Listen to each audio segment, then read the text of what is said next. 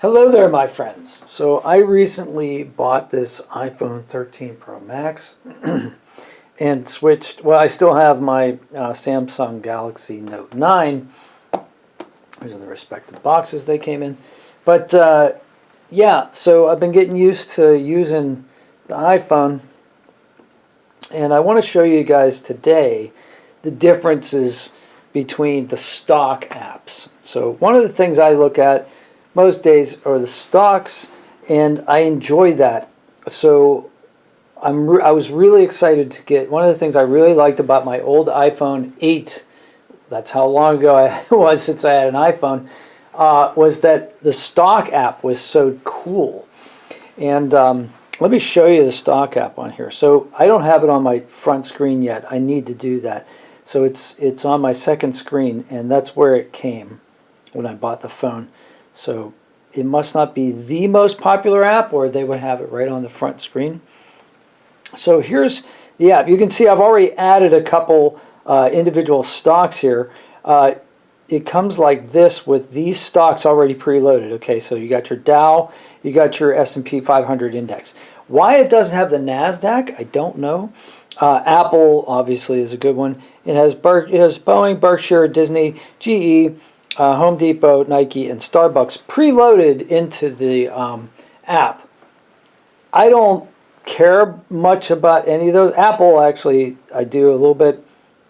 I'm a big chip guy, so I added AMD and NVIDIA. Now, how do you do that? Well, you can do it a couple different ways. You can search for a stock. So say I want to look at, I don't know, what's another chip maker? Avgo. Let's go Broadcom. So I can type in the symbol, and I'll get Avgo. Or I can type in the company name, Broadcom, if I spell it right, and then it suggests the symbol. So I can tap on that. Now I've got the stock page, right? I've got the daily chart. You can look at 3 months. You can look at 6. You can look at the entire time the company has been a company. That's fine. It has your vital statistics here about the high for the day, the low for the day, the open, all that sort of stuff. It has news down here. But what I really like about this is that if I press on this, I can add this to the watch list just like that. So I go like that, and it says added. Go like that. Now it's on my watch list. Okay. So what do? I want to hit cancel. Avgo. It's at the bottom of my watch list. Now, I want that grouped with the rest of my chip stocks, right? So I'm going to press and hold that. You'll feel a click, and now I can drag it all the way up to the top, or near abouts the top of the list. Press and hold, click it again, move it up to like right here under NVIDIA, and now I've got AMD, NVIDIA, and Broadcom all at the top, Avgo, right? So here's another thing you can do with this. Let's say you don't care about the Dow Jones Industrial Average. I don't particularly care about the Dow Jones. Click on that. Right here it says remove from watch list, right? Now I'd rather have the NASDAQ, so I'll go ND. I happen to know it's NDAQ, but it'll come up, NASDAQ. Click on that, hit add to watch list, hit cancel, NASDAQ. Click on NASDAQ, whoop. Click on NASDAQ, go all the way up to right under the S&P. I'll keep that there. Now here's one like GE. GE's a dog. I don't care about the GE, right? Starbucks. I really don't care about Starbucks. I'm never going to buy Starbucks. I just don't see myself doing that. I never go there. I've never been in a Starbucks. I know I'm weird that way. Click on that.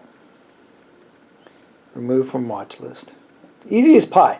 Easy to use, easy to navigate, super, super easy. Now, let's go to the Android. The nice thing about having a Note 9 or having any of the phones that have the edge on it is that I've already got the apps that I want right there. So when I'm holding my phone like this, I can just go like this. And then right here by my thumb, where my thumb would be, I've got my money app.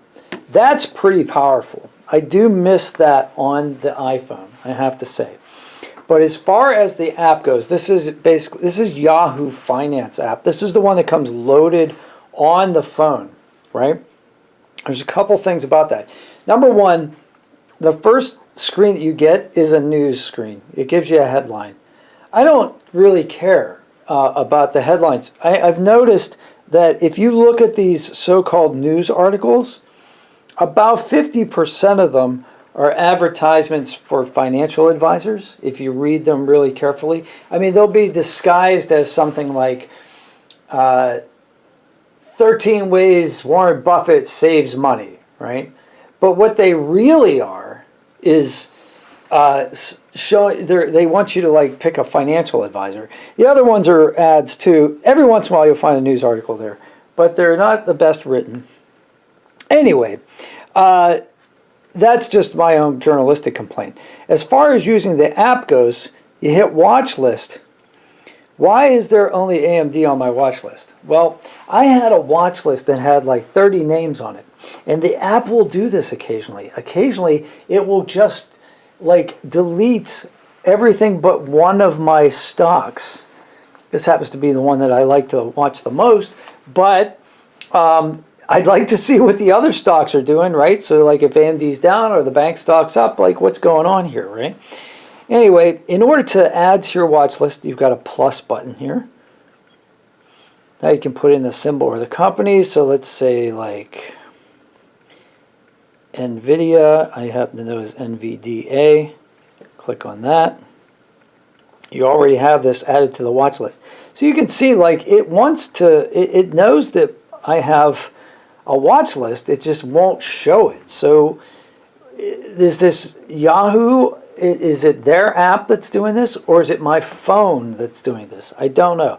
All right, let's add one that I know I don't know. I don't have on my watch list, which was Starbucks. So I'll go SBUX.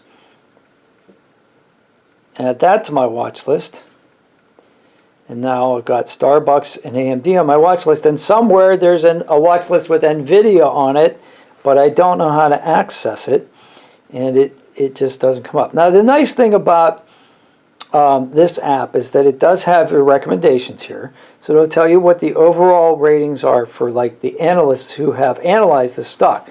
It'll tell you how many have buys on it, how many have holds on it. It has a little area in between and how many have sells on it. It'll also tell you what the average one-year price target is. So this is very useful for a quick look. And also it has a statistics menu, which is really nice. So let's say you're looking at AMD. This is one of the reasons I'm looking at AMD. I'm not telling you this is not financial advice.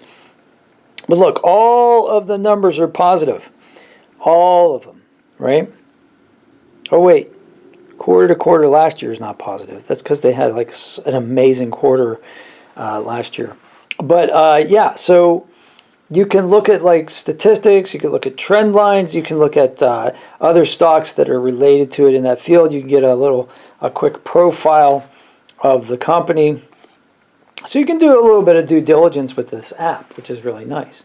I haven't found that in this app yet, but I'm not saying it's not there. I just haven't found it yet. And this is also data from Yahoo Finance.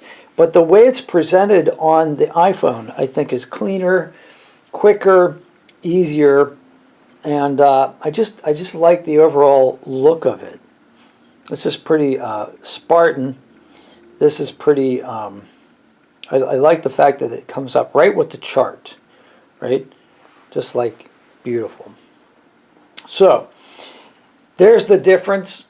I don't know if this is going to make you decide whether or not you want an iPhone over an Android, but I just like showing the differences between the two. So they have their advantages, they have their... Anyway, if you have any comments, put them in the comment section below. Smashing like helps me a lot.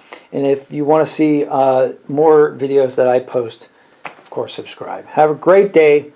See you on the next one.